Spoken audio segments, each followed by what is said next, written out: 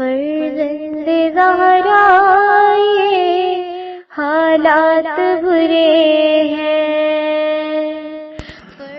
کاشانۂ بصیرت ایک ایسا مکمل یوٹیوب چینل جس پر محروم بصارت کے لیے بالخصوص اور تمام افراد کے لیے بالعموم سینکڑوں کی تعداد میں اسلامی کتب دستیاب ہیں۔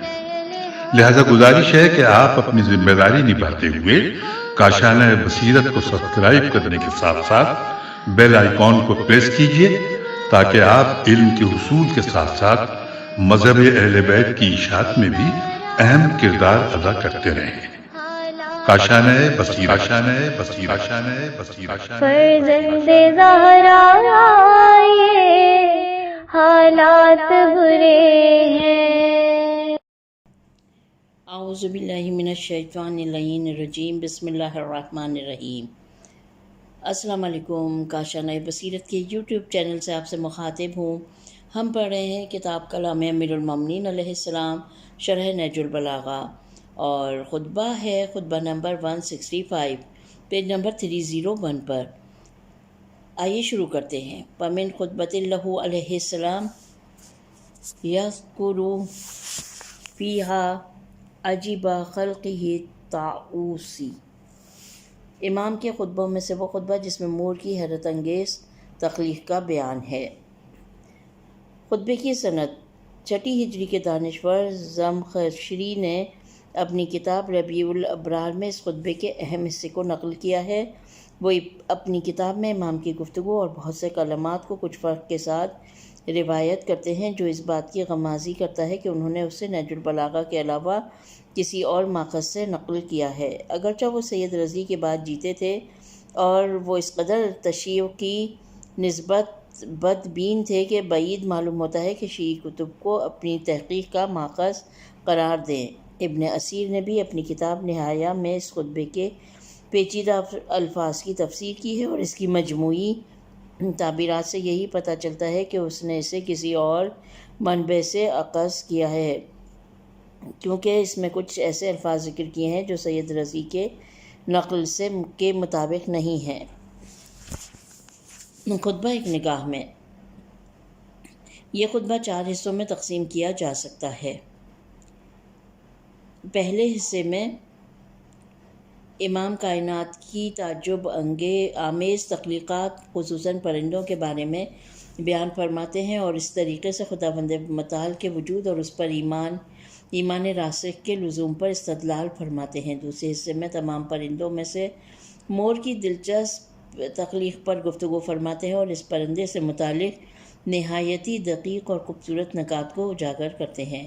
ساتھ ہی آپ مور سے متعلق ان بے بنیاد خرافات اور توہمات کی نفی کرتے ہیں جو لوگوں کے درمیان پائے جاتے ہیں۔ پھر اس حصے کے آخر میں اس نقطے کی طرف اشارہ فرماتے ہیں کہ جب عقلیں اللہ کی مخلوقات کے وصف بیان کرنے سے عاجز ہیں تو وہ اس عظیم خالق کا وصف کیوں کر بیان کر سکیں گی۔ تیسرے حصے میں آپ چونٹی جیسے چھوٹے سے چھوٹے جانداروں کی تخلیقی رازوں سے پردہ اٹھاتے ہیں، اور یوں اس تعجب آمیز تخلیق کو اللہ کی وحدانیت پر ایک اور دلیل قرار دیتے ہیں۔ چوتھے اور آخری حصے میں بہشت کے بعض اوصاف کو اس طرح بیان فرماتے ہیں کہ سامع کے دل میں اس کا شوق انگڑائی لینے لگتا ہے۔ یوں آپ مبدا اور معاد کو باہم جوڑ دیتے ہیں اور عقائد سے متعلق ایک کامل بحث پیش کرتے ہیں۔ پہلا حصہ خطبہ نمبر 165 کا پہلا حصہ شروع ہو رہا ہے۔ ابتداءہم خلقا عجیبا من حیوان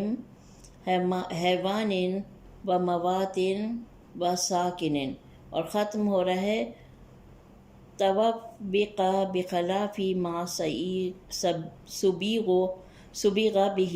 ترجمہ ہے، قدرت نے ہر قسم کی مخلوق کو، خواہ وہ جاندار ہو یا بے جان، ساکن ہو یا متحرک، عجیب و غریب خلقت کا جامعہ پہنا کر ایجاد کیا ہے، اور اپنی لطیف صنعت اور عظیم قدرت پر ایسی واضح نشانیاں شاہد بنا کر قائم کی ہیں کہ جن کے سامنے عقلیں اس کی ہستی کا اعتراف اور اس کی فرما برداری کا اعتراف کرتے ہوئے سر اطاعت خم کر چکی ہیں، اور اس کی وحدانیت پر یہی عقل کی تسلیم کی ہوئی اور اس کے خالق بے مثال ہونے پر مختلف شکل و صورت کے پرندوں کی تقلیل سے ابھری ہوئی دلیلیں ہمارے کانوں میں گونج رہی ہیں۔ وہ پرندے جنہیں اس نے زمین پر گڑھوں، دروں کے شگافوں اور مضبوط پہاڑوں کی چوٹیوں پر بسایا ہے، جو مختلف طرح کے پر و بال اور جداگانہ شکل و صورت والے ہیں، جنہیں تسلط الہی کی باغ دوڑ میں گھمایا پھرایا جاتا ہے، اور جو کشادہ ہوا کی وسعتوں اور کھلی فضاؤں میں پروں کو پھڑپھڑاتے ہیں۔ انہیں جبکہ یہ موجود نہ تھے، عجیب و غریب ظاہری صورتوں سے آراستہ کر کے پیدا کیا، گوشت و پوست میں ڈھکے ہوئے جوڑوں کے سروں سے ان کے جسموں کی ساخت قائم کی۔ ان میں سے بعض وہ ہیں جنہیں ان کے جسموں کے بوجھل ہونے کی وجہ سے فضا میں بلند ہو کر تیز رفتاری سے روک دیا گیا ہے، اور انہیں ایسا بنایا ہے کہ وہ زمین سے کچھ تھوڑے ہی اونچے ہو کر پرواز کر سکیں۔ اس نے اپنی لطیف قدرت اور باریک صنعت سے ان قسم قسم کے پرندوں کو مختلف رنگوں سے ترتیب دیا ہے، چنانچہ ان میں سے بعض ایسے ہیں جو ایک ہی رنگ کے سانچے میں ڈھلے ہوئے ہیں، یوں کہ جس رنگ میں انہیں ڈبو دیا گیا ہے اس کے علاوہ کسی اور رنگ کی اس میں آمیزش نہیں کی گئی، اور بعض اس طرح رنگ میں ڈوبے ہوئے ہیں کہ جس رنگ کا طوق انہیں پہنا دیا گیا ہے وہ اس رنگ سے نہیں ملتا جس سے خود رنگین ہے۔ شرح و تفسیر۔ قسم قسم کے پرندوں کی تخلیق۔ ہمارا اہم ترین اعتقادی اصول خدا کی معرفت ہے کہ جو قرآن کریم کے ایک بڑے حصے کو تشکیل دیتی ہے، اور اس خطبے کا اصل ہدف بھی یہی ہے۔ اس میں کوئی شک نہیں کہ اگر معرفت خدا کی بنیادیں مضبوط ہو جائیں تو انسان کے اعمال و کردار بھی درست ہو جائیں گے۔ امام اس خطبے میں تعجب خیز تخلیقات سے جو خدا کے وجود اور اس کے علم و قدرت کی آئینہ دار ہیں مطالعہ فرماتے ہیں۔ خصوصاً آپ ہمارا ہاتھ تھام کر پرندوں کی دنیا میں لے جاتے ہیں اور ان کی خلقت سے متعلق ہمیں عجیب رازوں سے آگاہ فرماتے ہیں۔ پھر آپ ہمیں مور کی پرکشش دنیا میں لے جاتے ہیں اور اس قدر فصاحت و بلاغت کے ساتھ اس کے تعجب خیز اسرار بیان کرتے ہیں کہ عقل دنگ رہ جاتی ہے اور زبان بے اختیار ان مخلوقات کے خالق کی مدح و تسبیح کرنے لگتی ہے۔ پہلے آپ فرماتے ہیں قدرت نے ہر قسم کی مخلوق کو، وہ جاندار ہو یا بے جان ساکن ہو یا متحرک، عجیب و غریب تخلیق کا جامہ پہنا کر ایجاد کیا ہے۔ مواد سے مراد تمام جمادات ہیں، جیسے زمین، آسمان، ستارے، چاند اور سورج وغیرہ، جن میں سے بعض ساکن اور بعض متحرک ہیں، اگرچہ ایک بات اعتبار سے سبھی حرکت کی حالت میں ہیں۔ ابداع سے مراد بغیر سابقہ اور نمونے کی تخلیق ہے، اور یہ بہت ہی اہم موضوع ہے کیونکہ تمام صنعت کار اور نقاش جو کچھ بناتے ہیں وہ عالم خلقت کی تخلیق اور نقل ہے، یا جو واضح اور سادہ ہوتا ہے یا پیچیدہ اور مرکب ہوتا ہے، صرف وہ ذات ہے جس کی تخلیق بغیر کسی نمونے کے ہوتی ہے، وہ بھی اتنی متنوع بکثرت اور تعجب خیز۔ پھر اس کلام کی تشریح کرتے ہوئے فرماتے ہیں ترجمہ، اور اپنی لطیف صنعت اور عظیم قدرت پر ایسی واضح نشانیاں شاہد بنا کر قائم کی ہیں جن کے سامنے عقلیں اس کی ہستی کا اعتراف، اس کی فرما برداری کا اعتراف کرتے ہوئے سر اطاعت خم کر چکی ہیں، اور اس کی وحدانیت پر یہی عقل کی تسلیم کی ہوئی اور اس کے خالق بے مثل ہونے پر مختلف شکل و صورت کے پرندوں کی تخلیق سے ابھری ہوئی دلیلیں ہمارے کانوں میں گونج رہی ہیں۔ واقعی اگر انسان علم طبیعت سے کچھ آگاہی رکھتا ہو اور دقت سے اس جہاں کی تخلیقات پر غور و خوض کرے تو بے اختیار اس کی زبان پروردگار کی مدح و ستائش کرنے لگتی ہے، جیسا کہ مولا متقیان نے فرمایا، اور عظمت پروردگار کا اعتراف کرتا ہے، جیسا کہ مولا متقیان نے فرمایا وہ عظمت پروردگار کا اعتراف کرتا ہے اور اس کے حضور میں سرتاپا تسلیم ہو جاتا ہے۔ اس کلام کے بعد امام اپنے فکر کے ذرہ بین کو عجائبات کائنات کے خاص حصے پر مرکوز کرتے ہیں جو لطائف و اسرار سے بھرپور ہے، اور پرندوں کی دنیا سے متعلق گفتگو فرماتے ہیں۔ آپ ان کی عجیب و غریب قسموں کے بارے میں شرح دیتے ہوئے فرماتے ہیں وہ پرندے جنہیں اس نے زمین پر گڑھوں اور دروں کے شگافوں اور مضبوط پہاڑوں کی چوٹیوں پر بسایا، جو مختلف طرح کے بالوں پر اور جداگانہ شکل و صورت لیے ہوئے ہیں، یہ پرندوں کی پہلی قسم ہے۔ ٹھکانے کے حوالے سے ان میں سے بعض جیسے الو اور مرغ سنخوارہ وغیرہ زمین کے شگافوں میں پناہ لیتے ہیں اور رات کے وقت نکل آتے ہیں، جبکہ بعض دروں میں رہتے ہیں جیسے فاختہ وغیرہ، اور بعض پہاڑوں کی بلندیوں پر بسیرا کرتے ہیں جیسے شاہین اور عقاب وغیرہ۔ اللہ تعالیٰ نے ان میں سے ہر ایک کو اپنے ماحول کے مطابق ضروری اوزار عطا کیے ہیں۔ البتہ جو 3 قسم کے پرندوں کے بارے میں امام نے بیان فرمایا ہے، یہ فقط بطور نمونہ ذکر فرمایا ہے، ورنہ پرندوں کی اور بھی بہت سی قسمیں پائی جاتی ہیں، جیسے سمندری پرندے، ماہی خوار پرندے یا پالتو پرندے، یا وہ پرندے جو صرف جنگلوں اور بیابانوں میں بسیرا کرتے ہیں، یا وہ جو صرف بنجر زمینوں میں زندگی گزارتے ہیں، اور ان کی طرح دیگر پرندے کہ ان میں سے ہر ایک ایسے عجائبات کا حامل ہے کہ انسان کی عقل دنگ رہ جاتی ہے۔ جو کچھ گزشتہ جملوں میں بیان ہوا وہ امام کے ان ٹھکانوں کے لحاظ سے کی ہوئی تقسیم تھی۔ پھر امام ان کے پروں کی ساخت اور روش پرواز کے اعتبار سے ایک اور تقسیم بیان کرتے ہوئے فرماتے ہیں، ان میں سے بعض مختلف طرح کے پر و بال اور جداگانہ شکل و صورت والے ہیں، جنہیں تسلط الہی کی باغ دور میں گھمایا پھرایا جاتا ہے، اور جو کشادہ ہوا کی وسعتوں اور کھلی فضاؤں میں پروں کو پھڑ پھڑاتے ہیں۔ یہ وہی چیز ہے جس کی طرف قرآن مجید کی متعدد آیات من جملہ سورہ نمل میں اشارہ ہوا ہے۔ ترجمہ: کیا ان لوگوں نے پرندوں کی طرف نہیں دیکھا کہ وہ کس طرح فضائے آسمان میں مسخر ہیں، کہ اللہ کے علاوہ انہیں کوئی روکنے والا اور سنبھالنے والا نہیں ہے؟ بے شک اس میں بھی اس قوم کے لیے بہت سی نشانیاں ہیں جو ایمان رکھنے والی قوم ہے۔ اس کے بعد امام پرندوں کی تیسری اور چوتھی تقسیم بندی کرتے ہیں اور انہیں مختلف اور تعجب آمیز شکل رکھنے والوں، وزنی اور اڑ نہ سکنے والوں یا مشکل سے بہت کم اونچائی پر اڑ سکنے والوں، اور ان چھوٹی جسامت والے پرندوں میں تقسیم فرماتے ہیں جو آسمان کی بلندیوں میں بڑی تیزی کے ساتھ پرواز کرتے ہیں۔ چنانچہ فرماتے ہیں، ترجمہ: خداوند تعالیٰ نے انہیں جب کہ موجود نہ تھے عجیب و غریب ظاہری صورتوں سے آراستہ کر کے پیدا کیا، اور گوشت پوست میں ڈھکے ہوئے جوڑوں کے سروں سے ان کے جسموں کی ساخت قائم کی۔ ان میں سے بعض وہ ہیں جنہیں ان کے جسموں کے بوجھل ہونے کی وجہ سے فضا میں بلند ہو کر تیز رفتاری سے روک دیا ہے، اور انہیں ایسا بنایا ہے کہ وہ زمین سے کچھ تھوڑا ہی اونچا ہو کر پرواز کر سکیں، لیکن جو سبک وزن والے ہیں انہیں اجازت دی ہے کہ وہ اونچے آسمان میں پرواز کریں۔ جی ہاں، پرندوں کی شکلیں اس قدر مختلف ہیں کہ انسان ان کے تنوع کو دیکھ کر حیران رہ جاتا ہے۔ بعض تو اس قدر حسین و جمیل ہیں کہ انہیں دیکھ کر جی ہی نہیں بھرتا، اور بعض کی شکل اس قدر ڈراؤنی ہوتی ہے کہ اکثر لوگ ان سے ڈر جاتے ہیں۔ بعض کی ٹانگیں اتنی بلند ہیں کہ گویا ان کا بدن 2 ستونوں پر رکھا گیا ہے، جیسے شتر مرغ اور بگلا وغیرہ، جبکہ کچھ پرندوں کی ٹانگیں اس قدر چھوٹی ہوتی ہیں کہ بڑی مشکل سے نظر آتی ہیں، جیسے چکور وغیرہ۔ بعض اتنے بڑے ہیں کہ ان کا قد 2 میٹر تک پہنچ جاتا ہے، اور بعض اتنے چھوٹے ہیں کہ ان کا قد محض چند سینٹی میٹر ہوتا ہے۔ یہ پرواز کے لحاظ سے بھی کافی مختلف ہوتے ہیں۔ ان میں سے بعض اتنے وزنی ہیں کہ اڑ نہیں سکتے۔ اس قسم کے پرندے تیزی سے دوڑتے اور پروں کو پھڑ پھڑاتے ہیں۔ بعض پہلے کچھ فاصلہ تیزی سے دوڑتے ہیں اور پھر زمین سے بلند ہو جاتے ہیں اور بہت کم اونچائی پر اڑتے ہیں۔ ان کی اڑان بالکل ہوائی جہاز کی مانند ہوتی ہے۔ بعض ایسے ہیں جو پرواز کے ارادے کے ساتھ ہی زمین سے بلند ہو کر اڑنے لگتے ہیں۔ بعض پوری طاقت سے ٹانگوں کو ہوا میں بلند کرتے ہیں اور پھر پروں سے اڑنا شروع کرتے ہیں جیسے جنگی جہاز۔ ان میں سے بعض گھنٹوں بلکہ ہفتوں آسمان میں اڑتے رہتے ہیں بغیر اس کے کہ تھکاوٹ یا کمزوری کا احساس کریں۔ جیسے ہجرت کرنے والے پرندے جو آدھے کرۂ زمین کی سیر کرتے ہیں، یہ پرندے ہفتوں آسمان میں اڑتے رہتے ہیں۔ یہ اپنی غذا اڑنے سے پہلے چربی کی صورت اپنے بدن میں ذخیرہ کر لیتے ہیں۔ دلچسپ بات یہ ہے کہ بعض پرندوں کے پر چوڑے اور جسم چھوٹے ہوتے ہیں۔ جب یہ بلندی پر پہنچ جاتے ہیں تو انہیں مزید پر مارنے کی ضرورت نہیں ہوتی۔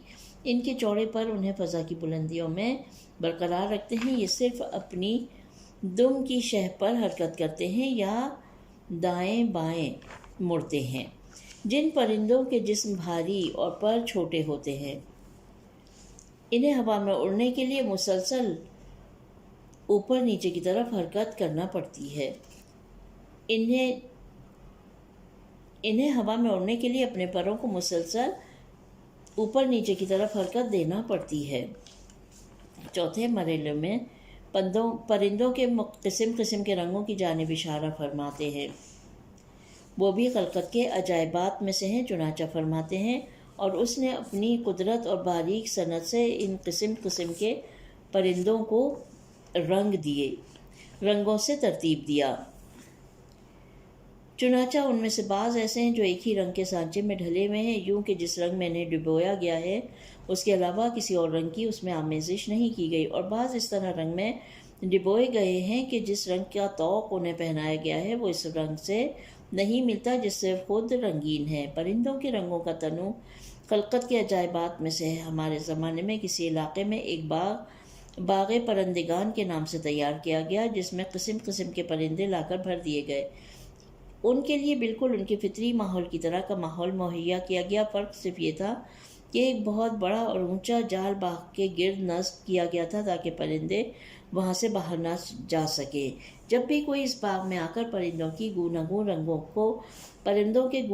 رنگوں کو اپنی آنکھوں سے دیکھتا ہے تو ان کے تنوع اور حسن کو دیکھ کر حیرت میں ڈوب جاتا ہے، گویا کوئی ماہر نقاش وہاں بیٹھا ہوا ہے اور ہر روز ایک ایک کر کے ان پرندوں میں پوری دقت کے ساتھ رنگ بھر رہا ہے۔ ایسا ہو نہیں سکتا کہ انہیں دیکھنے والے کی زبان پر بے اختیار پروردگار کی تسبیح جاری نہ ہو جائے۔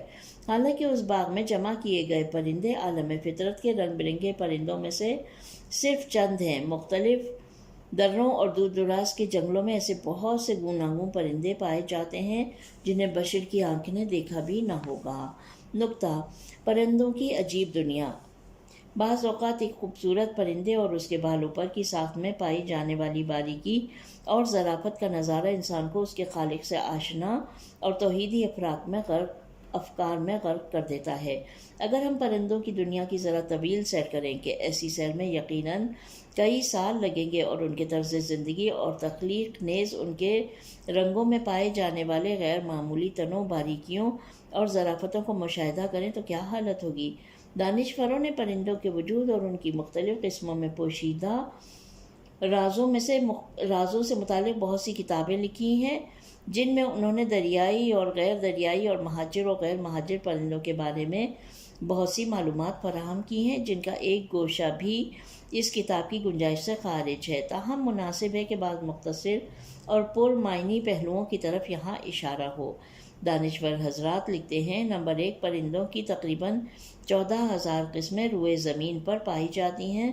ان کا باہمی فرق اس بات کا سبب بنا ہے کہ دانشور انہیں مختلف گروہوں میں تقسیم کریں۔ البتہ ہر نوع کے ہزارہ خارجی مصداق پائے جاتے ہیں۔ اس میں کوئی شک نہیں کہ اب بھی دور دراز جنگلوں اور صعب العبور دروں کی گہرائیوں میں پرندوں کی بہت سی ایسی اقسام ہوں گی جن تک انسان ہرگز رسائی نہ کر سکا ہوگا۔ بعض پرندے تو جیسے شتر مرغ اس قدر بڑے ہیں کہ ممکن ہے کہ ان کا وزن 100 کلو تک ہو۔ وہ اپنی لمبی ٹانگوں سے 95 کلومیٹر فی گھنٹہ کی رفتار سے دوڑ سکتا ہے۔ اس کے مقابلے میں بعض اتنے چھوٹے ہیں کہ جن کا وزن چند گرام سے زیادہ نہیں ہوتا، لیکن تعجب کی بات یہ ہے کہ ان کی پرواز کی رفتار شتر مرغ کے دوڑنے کی رفتار سے کم نہ ہوگی۔ نمبر 3، پرندوں میں سے ہر ایک کی تخلیق اپنی زیست اور معیشت کے ماحول کے ساتھ مکمل مناسبت رکھتی ہے۔ ماہی خوار پرندوں کی چونچ لمبی اور نوکدار ہوتی ہے، جس کے ذریعے وہ بآسانی مچھلی کو شکار کر سکتے ہیں۔ سرخ قبا نامی پرندے کی چونچ چھوٹی اور مخروطی شکل میں ہے اور وہ نباتی دانوں کو توڑ کر کھا سکتا ہے۔ زمزمہ گر نامی پرندے کی چونچ باریک اور تیز ہے جو پھلوں کا رس چوستا ہے۔ شکاری پرندے کی قوی چونچ اور پنجے ہوتے ہیں جن کے ذریعے وہ اپنے شکار کو پکڑ کر چیر پھاڑ کرتے ہیں۔ پیلکین کا چونچ ایک ٹوکرے کی مانند ہے جس میں شکار کی جانے والی بہت سی مچھلیاں آ سکتی ہیں۔ نمبر 4، کسی بھی پرندے کے دانت نہیں ہوتے، وہ دانوں کو اپنے پوٹے کے ذریعے قابل ہضم بناتا ہے۔ نمبر 5، بہت سے پرندوں کے بدن نہایت ہی سبک اور پرواز کے لیے آمادہ ہوتے ہیں۔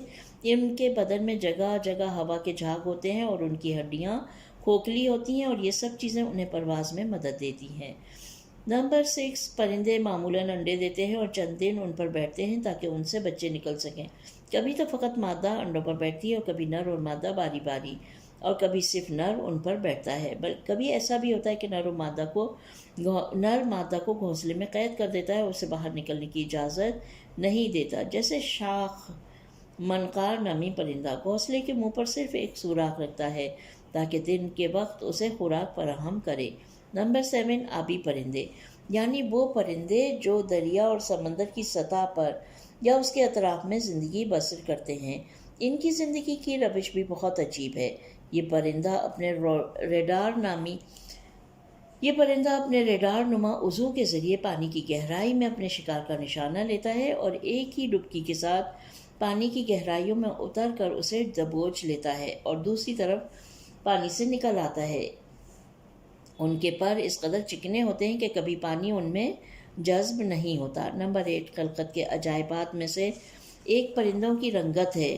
کہیں ان کا رنگ اس قدر پرکشش اور شفاف ہوتا ہے کہ گویا ابھی ابھی کسی ماہر نقاش نے ان پر رنگ کیا ہے، اور یہ تخلیق کا خوبصورت ترین پہلو ہے جس پر امام نے مذکورہ خطبے میں اپنی گفتگو مرکوز فرمائی ہے۔ جب تک انسان اسے اپنی آنکھوں سے دیکھ نہیں لیتا اس کی اہمیت کو سمجھ نہیں سکتا۔ نمبر 9 پرندوں کے گھونسلے بھی عجیب اور متنوع ہوتے ہیں۔ اس کے باوجود کہ ان کے ہاتھ نہیں ہوتے پھر بھی یہ کمال مہارت و ظرافت سے اپنے آشیانے بناتے ہیں۔ خیاط نامی پرندہ درختوں کے بڑے بڑے پتوں کو باقاعدہ سی لیتا ہے اور ان سے اپنا گھونسلہ تیار کرتا ہے۔ وہ اپنی تیز اور نوکیلی چونچ سے سوئی کا کام لیتا ہے اور درختوں کے باریک ریشوں کو دھاگے کی جگہ استعمال کرتا ہے۔ نمبر 10 شکاری پرندوں جیسے عقاب، باز اور گدھ وغیرہ کے نہایت قوی اور مضبوط پنجے ہوتے ہیں۔ ان کی آنکھیں نہایت تیز بین ہوتی ہیں۔ وہ دور آسمان کی بلندیوں سے چھوٹے چھوٹے موجودات کو بھی دیکھ سکتے ہیں۔ ان میں سے بعض تو اتنے طاقتور ہوتے ہیں کہ بکری کے بچے کو بھی پنجوں میں دبوچ کر لے جا سکتے ہیں۔ نمبر 11 ہجرت کرنے والے پرندے۔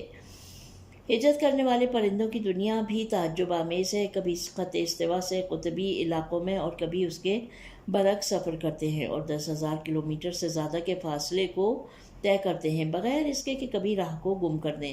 یہ دن رات سفر کرتے ہیں۔ سفر سے پہلے وہ ایک اندرونی الہام کے ذریعے گروہ کی شکل میں کافی مقدار میں خوراک کھا کر اپنے بدن میں چربی کا ذخیرہ کرتے ہیں اور دوران سفر ان سے استفادہ کرتے ہیں۔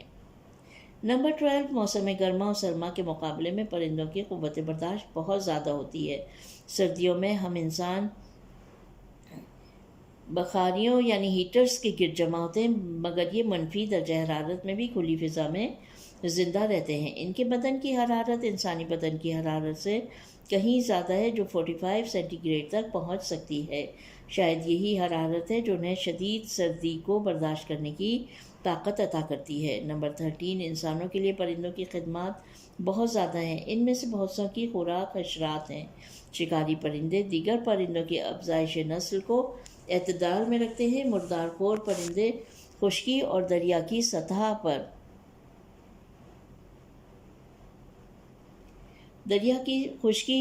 مردار خور پرندے خشکی اور دریا کی سطح کو صاف رکھتے ہیں، جبکہ ان میں سے بہت سے پرندے آفات کو دور کرنے میں اہم کردار ادا کرتے ہیں۔ اس کے علاوہ پرندے ہماری خوراک کا اہم جز شمار ہوتے ہیں۔ نمبر 14 اس بحث کے اختتام پر ہم قلم کو باذوق شارح یعنی فی ظلال نہج البلاغہ کے مؤلف کے سپرد کرتے ہیں۔ وہ رابرٹ لیمن کی ہمہ چیز دربارِ پرندگان نامی کتاب مترجم ڈاکٹر مصطفیٰ بدران سے نقل کرتے ہیں۔ بعض دانشوروں کا اندازہ ہے کہ روئے زمین پر تقریباً 100 ارب پرندے مختلف نوعیت کے پائے جاتے ہیں۔ ان میں سے سب سے بڑا شتر مرغ ہے جس کا قد 2.5 میٹر تک پہنچتا ہے، جبکہ ان میں سے سب سے چھوٹا تنان نامی پرندہ ہے جس کی لمبائی صرف 5 سینٹی میٹر ہوتی ہے۔ یہ پرندہ عجیب رفتار کے ساتھ پرواز کرتا ہے اور صرف 1 سیکنڈ میں 50 سے 200 دفعہ تک پر مارتا ہے۔ اس کی رفتار فی گھنٹہ 90 کلومیٹر تک پہنچتی ہے اور وہ اوپر اور نیچے اور آگے پیچھے کی طرف حرکت کر سکتا ہے، یہاں تک کہ کافی دیر تک ہوا میں ایک ہی جگہ ٹھہر سکتا ہے۔ بعض پرندے ایسے ہوتے ہیں جن کا ایک قدم 6 میٹر سے زیادہ ہوتا ہے۔ بعض پرندے 6000 میٹر تک بلندی پر جا سکتے ہیں اور بعض 18 میٹر تک پانی کی گہرائی میں اترتے ہیں۔ مختصر یہ کہ جیسا کہ مولا علی نے خطبے کے اس حصے میں فرمایا ہے، جو بھی انسان خلقت کے ان عجائبات پر غور کرے بے اختیار اس کا سر بارگاہ خداوندی میں تعظیم کے لیے جھک جاتا ہے۔ اس کی لطیف اور صنعت اور قدرت و عظمت کے مقابلے میں سرتاپا تسلیم ہو جاتا ہے۔ یہاں خطبہ نمبر 165 کا پہلا حصہ ختم ہو جاتا ہے اور پیج نمبر ہے 312۔ دوسرا حصہ شروع کرتے ہیں۔ وَمِنْ أَعْجَبِهَا خَلْقَ الطَّاعُوسُ الَّذِي أَقَامَهُ، اس طرح سے شروع ہو رہا ہے اور ختم ہو رہا ہے لَمَكَانَ ذَلِكَ بِأَعْجَبَ مِنْ مُطَعَمَةِ الْغُرَابِ۔ ترجمہ ہے، ان سب پرندوں سے زیادہ عجیب الخلقت پرندہ مور ہے کہ جس کے اعضاء کو اللہ نے موزونیت کے محکم ترین سانچے میں ڈھالا ہے اور اس کے رنگوں کو ایک حسین ترتیب سے مرتب کیا ہے۔ یہ حسن و توازن ایسے پروں سے ہیں کہ جن کی جڑوں کو ایک دوسرے سے جوڑ دیا گیا ہے، اور ایسی دم سے ہے جو دور تک کھینچی چلی جاتی ہے۔ جب کہ وہ اپنی مادہ کی طرف بڑھتا ہے تو اپنی لپٹی ہوئی دم کو پھیلا دیتا ہے اور اسے اس طرح اونچا لے جاتا ہے کہ وہ اس کے سر پر سایہ فگن ہو کر پھیل جاتی ہے، گویا وہ مقام دارین کی اس کشتی کا بادبان ہے جسے اس کا ملاح ادھر ادھر موڑ رہا ہے۔ وہ اس کے رنگوں پر اتراتا ہے اور اس کی جنبشوں کے ساتھ جھومنے لگتا ہے اور مرغوں کی طرح جفتی کھاتا ہے اور اپنی مادہ کے پاس حملہ کرنے کے لیے خوشی و ہیجان میں بھرے ہوئے نروں کی طرح آتا ہے۔ میں اس بیان کے لیے مشاہدوں کو تمہارے سامنے پیش کرتا ہوں۔ میں اس شخص کی طرح نہیں کہتا جو کسی کمزور سند کا حوالہ دے رہا ہو۔ گمان کرنے والوں کا یہ صرف وہم و گمان ہے کہ وہ اپنے گوشہائے چشم کے بہائے ہوئے اس آنسو سے اپنی مادہ کو انڈوں پر لاتا ہے جو اس کی پلکوں کے دونوں کناروں پر آ کر ٹھہر جاتا ہے، اور مورنی اسے پی لیتی ہے اور پھر انڈے دینے لگتی ہے۔ وہ اس پھوٹ کر نکلنے والے آنسوؤں کے علاوہ نر اس سے جفتی نہیں کھاتا۔ اگر ایسا ہو تو بھی ان کے خیال کے مطابق کوے کے اپنی مادہ کو پوٹے سے دانہ پانی بھر کر انڈوں پر لانے سے زیادہ تعجب خیز نہیں۔ کوے کے اپنی مادہ کو پوٹے سے دانہ پانی بھر کر انڈوں پر لانے سے زیادہ تعجب خیز نہیں۔ شرح و تفسیر۔ ہیڈنگ ہے دنیا کا عجیب ترین پرندہ۔ اس خطبے کے گزشتہ حصے میں پرندوں کی دنیا کے عجائبات سے متعلق گفتگو کے بعد اب امام خطبے کے اس حصے میں دنیا کے خوبصورت ترین اور پرکشش ترین پرندوں میں سے ایک یعنی مور کی طرف اپنی گفتگو کو مرکوز کرتے ہیں۔ یہ وہی پرندہ ہے جس کا حسن و خوبصورتی مثال بن چکی ہے، یہاں تک کہ اس کے خوبصورت پروں سے نہایت مقدس بارگاہوں کے گرد و غبار صاف کرنے کے لیے جھاڑو تیار کیے جاتے ہیں۔ نیز قرآن مجید میں بطور نشان رکھنے کے لیے بھی اس کا پر استعمال ہوتا ہے۔ امام اس پرندے کی چند خصوصیوں کی طرف اشارہ فرماتے ہیں۔ ان سب پرندوں میں سے سب سے زیادہ عجیب الخلقت پرندہ مور ہے جس کے اعضاء کو اللہ نے موزونیت کے محکم ترین سانچے میں ڈھالا ہے، اس کے رنگوں کو ایک حسین ترتیب سے مرتب کیا۔ یہ حسن و توازن ایسے پروں سے ہے جن کی جڑوں کو ایک دوسرے سے جوڑ دیا گیا ہو، اور ایسی دم سے ہے جو دور تک کھینچی چلی جاتی ہے۔ مور کی خوبصورتیوں میں سے جو چیز سب سے پہلے ہماری توجہ کو اپنی طرف کھینچتی ہے وہ اس کے رنگ برنگے پروں اور اس کی دم کا ایک وسیع دامن کی شکل میں ہونا ہے، جسے وہ اس طرح گھسیٹتے ہوئے چلتا ہے گویا کوئی حسین دلہن اپنے شب زفاف کے مخصوص لباس میں ناز و ادا سے چل رہی ہو۔ مور کے پروں کی حسین رنگت کسی بھی وصف سے بیان نہیں ہو سکتی سوائے اس کے کہ خود انسان اسے اپنی آنکھوں سے دیکھتے ہوئے لطف اندوز ہو اور اس کے خالق کو آفرین کہے۔ حیوانات کی دنیا کے بارے میں قابل توجہ اور دقیق نکات میں سے ایک یہ ہے کہ نر اپنی مادہ کی توجہ حاصل کرنے کے لیے مختلف طریقے استعمال کرتا ہے، کبھی خوبصورت آواز کے ذریعے اور کبھی موزوں حرکات اور اداؤں کے ذریعے۔ امام اس کلام کے ضمن میں اس باریک نکتے کی طرف اشارہ کرتے ہوئے فرماتے ہیں، جب وہ اپنی مادہ کی طرف بڑھتا ہے تو اپنی لپٹی ہوئی دم کو پھیلا دیتا ہے اور اسے اس طرح اونچا لے جاتا ہے کہ اس کے سر پر سایہ فگن ہو کر پھیل جاتی ہے۔ مور کا اپنی دم کو چھتری کی شکل دینا واقعی عالم خلقت کی خوبصورتیوں میں سے ہے۔ واقعی وہ یہ کام کیسے کر سکتا ہے کہ اپنی دم کو اچانک ایک بڑی چھتری کی شکل میں اپنے سر پر بلند کرے، اور اس کام میں اور اس کے تمام رنگوں میں خاص نظم پایا جاتا ہے۔ پھر امام فرماتے ہیں گویا وہ مقام دارین کی اس کشتی کا بادبان ہے جسے اس کا ملاح ادھر ادھر موڑ رہا ہے۔ یہ تشبیہ ممکن ہے اس اعتبار سے ہو کہ جب کشتی چلتی ہے تو بادبان کو منزل کی سمت میں پھیلایا جاتا ہے، جو کشتی کو چلنے میں مدد کے علاوہ ایک خاص حسن بھی بخشتا ہے۔ مور بھی اپنی مادہ سے ملاپ کے لیے اپنی دم کی چھتری کھول دیتا ہے تاکہ اپنی خوبصورتیوں کے ذریعے مادہ کی توجہ حاصل کرے اور اپنا مقصد پورا ہو جائے۔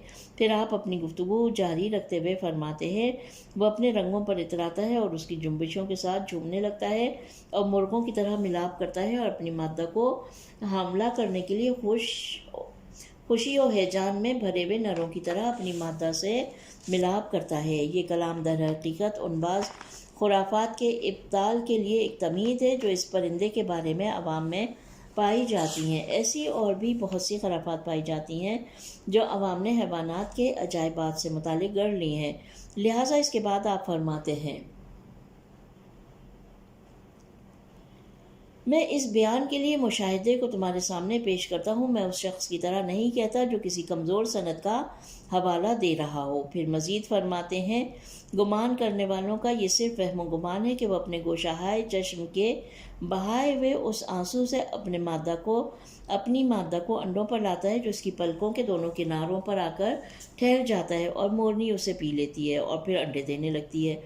وہ اس پھوٹ کر نکلنے والے آنسو کے علاوہ نر اس سے جفتی نہیں کھاتا۔ اگر ایسا ہو تو بھی ان کے خیال کے مطابق کوے کے اپنی مادہ کو پوٹے سے دانہ پانی بھر کر انڈوں پر لانے سے زیادہ تعجب خیز نہیں۔ یہ اس بات کی جانب اشارہ ہے کہ مور کے بارے میں اس قسم کے خرافات پر تعجب نہیں کرنا چاہیے، کیونکہ اس سے بھی عجیب بات انہوں نے کوے کے بارے میں کہی ہے کہ کوے جنسی ملاپ نہیں کرتے، بلکہ جب نر اپنی مادہ کو حاملہ کرنا چاہتا ہے تو اپنی چونچ اس کی چونچ میں رکھتا ہے اور اپنے پوٹے میں موجود پانی میں سے کچھ مادہ کے اندر منتقل کرتا ہے اور وہ حاملہ ہو جاتی ہے۔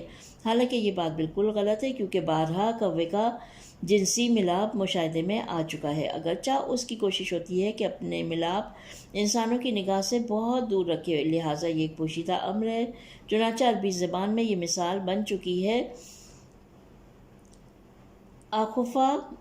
اخفی من صفاد الغراب، یعنی کووں کے جنسی ملاپ سے بھی زیادہ مخفی۔ ممکن ہے اس اشتباہ کا سرچشمہ یہ ہو کہ بہت سے پرندے باہم جنسی ملاپ سے پہلے اپنی چونچ دوسرے کی چونچ میں رکھتے ہیں اور یہ عمل بعض کے لیے غلط فہمی کا سبب بنا ہو۔ ممکن ہے کہ مور کے آنسو کے بارے میں بھی اسی طرح کی غلط فہمی ہوئی ہو کہ ان کے جنسی ملاپ سے پہلے مادہ اپنے نر کے آنسو کو پی لیتی ہے۔ ممکن ہے کہ کسی کے ذہن میں یہ سوال پیدا ہو کہ آخر کیا سبب ہوا کہ امام نے مور یا کوے سے متعلق یہ خرافات بیان کرنے کی ٹھان لی، جبکہ اگر ایسا ہو رہا ہوتا تو یہ بھی خلقت کے عجائبات میں شمار ہوتا۔ اس کا جواب یہ ہے کہ اگر لوگ عجائبات خلقت کے اسباب کے لیے خرافات گڑھنے لگیں تو حقائق متزلزل ہونے لگیں گے اور اس سے مطلوبہ نتائج حاصل نہ ہوں گے۔ یہاں پیش آنے والا دوسرا سوال یہ ہے کہ حجاز میں تو کوئی مور تھا ہی نہیں جو امام نے بارہا ان کے جنسی ملاپ کا مشاہدہ کیا ہو اور ان سے متعلق گفتگو فرمائی۔ ابن ابی الحدید اسی خطبے کی شرح کے ذیل میں اس سوال کا جواب دیتے ہوئے لکھتے ہیں اگرچہ ظاہراً شہر مدینہ میں اس قسم کا کوئی پرندہ نہیں پایا جاتا تھا، لیکن امام نے یہ خطبہ کوفے میں ارشاد فرمایا ہے جہاں ہر جگہ سے ہر چیز لائی جاتی تھی، یہاں تک کہ بادشاہوں کے گراں قیمت ہدایہ اور تحائف بھی۔ اس بنا پر یہ کوئی تعجب کی بات نہیں کہ امام نے مور اور اس کی حرکات و سکنات کو اپنی مبارک آنکھوں سے مشاہدہ فرمایا ہو۔ یہاں پر خطبہ نمبر 165 کا دوسرا حصہ بھی ختم ہو جاتا ہے اور پیج نمبر ہے 317 اور تیسرا حصہ شروع ہوتا ہے کچھ اس طرح تخالو قصبہ مداریہ من فضتن اور ختم ہو رہا ہے من ذنبوبی ساقہی سی یہن خفیہ۔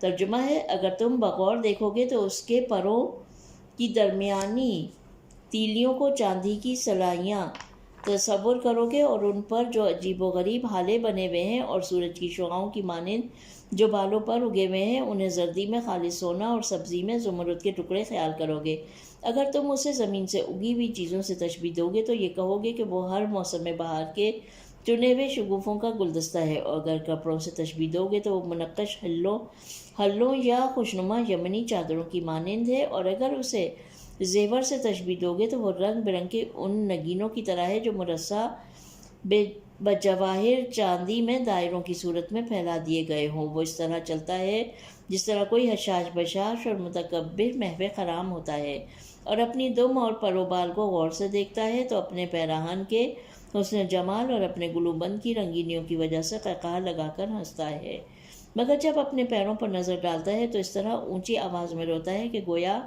اپنی فریاد کو ظاہر کر رہا ہے اور اپنے سچے درد کی گواہی دے رہا ہے، کیونکہ اس کے پیر خاکستری رنگ کے دوغلے مرغوں کے پیروں کی طرح باریک اور پتلے ہوتے ہیں۔ اس کی پنڈلی کے کنارے پر ایک باریک سا کانٹا نمایاں ہوتا ہے۔ شرح و تفصیل۔ ہیڈنگ ہے مور کے بالوں پر کی ظریف اور دقیق منظر کشی۔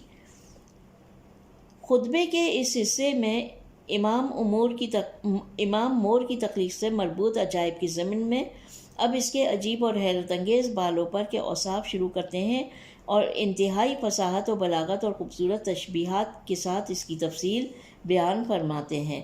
تم اگر بغور دیکھو گے تو اس کے پروں کے درمیانی تیلیوں کو چاندی کی سلائیاں تصور کرو گے، اور ان پر جو عجیب و غریب ہالے بنے ہوئے ہیں اور سورج کی شعاؤں کی مانند جو بالوں پر اگے ہوئے ہیں انہیں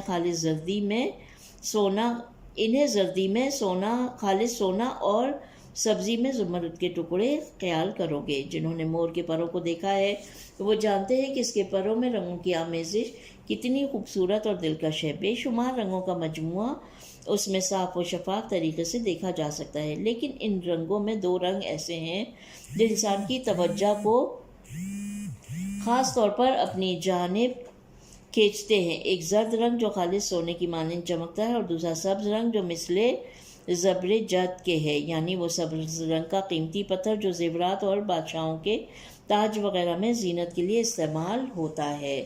امام نے اپنی گفتگو خاص طور پر ان دو رنگوں پر مذکور کی ہے کیونکہ یہ دونوں رنگ مور کے دوسرے رنگوں پر حاوی ہیں اور اسے غیر معمولی حسن عطا کرتے ہیں۔ دلچسپ بات یہ ہے کہ اس کے حسن و زیبائی کی تمام جڑیں اس کے پروں کی وہ تیلیاں ہیں جو سفید رنگ کی ہیں اور جن پر پر اگے ہوئے ہیں، جنہیں امام نے چاندی سے تشبیہ دی ہے۔ پھر امام مزید توضیح اور بلیغ عبارات میں مور کے پروں کو کبھی بہار کے رنگ برنگ اور بھانت بھانت کے پھولوں سے تشبیہ دیتے ہیں، کبھی قیمتی اور چمک دھمک والے لباس سے اور کبھی ایسے تاج سے تشبیہ دیتے ہیں جس میں مختلف قسم کے گراں بہا نگینے جڑے ہوئے ہوں۔ چنانچہ فرماتے ہیں اگر تم اسے زمین سے اگی ہوئی چیزوں سے تشبیہ دو گے تو یہ کہو گے کہ وہ ہر موسم بہار کے چنے ہوئے شگوفوں کا گلدستہ ہے۔ نہج البلاغہ کے بعض شارحین کے بقول بعض ممالک میں ہزاروں اقسام کے پھول پائے جاتے ہیں جن میں سے ہر ایک اپنا ایک خاص حسن رکھتا ہے۔ اس کے بعد امام دوسری تشبیہ شروع کرتے ہیں اور خوبصورت پیرائے میں فرماتے ہیں اور اگر کپڑوں سے تشبیہ دو گے تو وہ منقش ہلوں یا خوشنما یمنی چادر کی مانند ہے، اور پھر تیسری تشبیہ بیان فرماتے ہیں اور اگر اسے زیور سے تشبیہ دو گے تو وہ رنگ برنگ کے ان نگینوں کی طرح ہے جو مرصع بجواہر چاندی میں دائرے کی صورت میں پھیلا دیے گئے ہوں۔ اگلے زمانے میں سلاطین نقش و نگار اور جواہرات سے مرصع تاج پہنا کرتے تھے۔ جواہرات کو ایک پٹی پر جوڑتے تھے یا دھاگوں اور چاندی کے باریک تاروں کے ذریعے انہیں منظم کرتے تھے اور یوں وہ اپنے تاج کو زینت دیتے تھے۔ مور کے پروں کے درمیان جو نالیاں ہوتی ہیں وہ جیسا کہ امام کی گزشتہ عبارت میں ذکر ہوا بالکل سفید اور چاندی کی مانند ہیں، اور ان نالیوں کے دونوں اطراف میں اگے ہوئے پر گویا ان پر جڑے ہوئے جواہرات ہیں۔ در حقیقت خوبصورت اور رنگ برنگ کے نقش و نگار معمولاً ان تین چیزوں میں ہوا کرتے ہیں: پھولوں کا دستہ، رنگین لباس اور زیورات۔ امام نے مور کے حسن کو مجسم کرنے کے لیے کمال فصاحت و بلاغت کے ساتھ ان تینوں تشبیہات سے استفادہ فرمایا ہے۔ امام اس گفتگو کے ضمن میں مور کے چلتے وقت اور اپنے سراپے پر نگاہ ڈالتے وقت کی کیفیت کی یوں تشریح فرماتے ہیں۔ ترجمہ ہے وہ اس طرح چلتا ہے جس طرح کوئی حشاش بشاش اور متکبر محو خرام ہوتا ہے اور اپنی دم اور پروبال کو غور سے دیکھتا ہے تو اپنے پیراہن کے حسن و جمال اور اپنے گلوبند کی رنگینیوں کی وجہ سے قہقہہ لگا کر ہنستا ہے، مگر جب اپنے پیروں پر نظر ڈالتا ہے تو اس طرح اونچی آواز میں روتا ہے کہ گویا اپنی فریاد کو ظاہر کر رہا ہے اور اپنے سچے درد دل کی گواہی دے رہا ہے، کیونکہ اس کے پیر خاکستری رنگ کے دوگلے مرغوں کے پیروں کی طرح باریک اور پتلے ہوتے ہیں۔ اس کی پنڈلی کے کنارے پر ایک باریک سا کانٹا نمایاں ہوتا ہے۔ امام اپنے اس خوبصورت بیان میں ایک لطیف نکتے کی جانب اشارہ فرماتے ہیں کہ خداوند تعالیٰ نے مور کی ان تمام خوبصورتیوں کے ساتھ اس میں ایک نقص اور کمزوری بھی رکھی ہے کہ جب وہ مغرور ہو جائے اور تکبر اور خود نمائی کے ساتھ قہقہے لگائے تو اپنے نقص اور کمزوری پر نظر پڑنے کے بعد درد بھری فریاد بھی بلند ہو جائے۔ در حقیقت یہ عالم خلقت کا ایک نمونہ ہے کہ خداوند حکیم نے طاقت و قوت سے پیدا ہونے والے غرور اور سرکشی کے سدباب کے لیے اس کے ساتھ کچھ کمزوریاں اور نقائص بھی رکھے ہیں تاکہ اس غفلت میں ڈالنے والے غرور کو قابو میں رکھے اور اعتدال برقرار رکھے۔ یہی وجہ ہے کہ اس نے جوانی اور شادابی کے ساتھ بڑھاپے اور ضعیفی کو قرار دیا، سلامتی اور تندرستی کے ساتھ بیماری کو، اور امیری اور تونگری کے ساتھ محتاجی کو، اور دنیاوی عزت و اقبال کے ساتھ اس کی بے رخی کو قرار دیا۔ جی ہاں، بیماریوں، ناتوانیوں، مشکلات اور آزمائشوں کے فلسفوں میں سے ایک یہی ہے کہ انسان کی حد میں رہے اور فرعون نہ بنے۔ یہاں پر خطبہ نمبر 165 کا تیسرا حصہ ختم ہو جاتا ہے اور یہیں پر ہم اپنی آج کی ریڈنگ کو ختم کرتے ہیں اور شروع کریں گے چوتھے حصے سے اور اینڈ کریں گے خطبے کا انشاءاللہ جب ہم اپنی اگلی ریڈنگ اسٹارٹ کریں گے اور ریکارڈنگ کریں گے تب۔ پروردگار عالم سے دعا ہے کہ وہ ہماری اس کوشش کو اپنی بارگاہ میں قبول فرمائے۔ ربنا تقبل منا انک انت السمیع العلیم۔ اپنا بہت خیال رکھیے گا۔ خدا حافظ۔